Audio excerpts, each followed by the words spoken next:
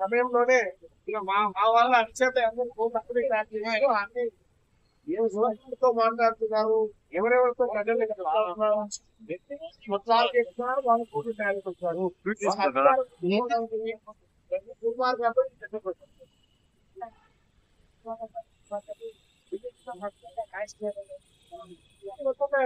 తప్పకుండా ఎందుకంటే మా వ్యక్తిగత హక్కులు ఆ రోజుటువంటి అధికారులు కూడా ఖచ్చితంగా తీసుకుంటూ మేము న్యాయస్థానాలు కూడా ఒకటి ఇది ఎక్కువ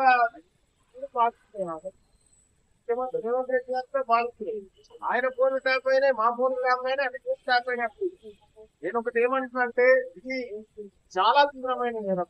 దీన్ని తీవ్రంగా పరిగణించి దీన్ని త్వరగా ఇప్పుడు అవసరమైతే సిబ్బందిని పెంచారో సరే దోషులను కఠినంగా శిక్షించాలి. వీళ్ళను చట్టం ముందు దోషంగా నిలబెట్టాలి. ప్రజలకు భరోసా రావాలి. గత ప్రభుత్వం చేసిన దుర్మార్గం జరగవు, ఈ ప్రభుత్వంలో జరగదు, ఈ ప్రభుత్వంలో ప్రజాస్వామ్యం పరిగణిస్తుందనే సంకేతం ప్రజలకు పోవాలని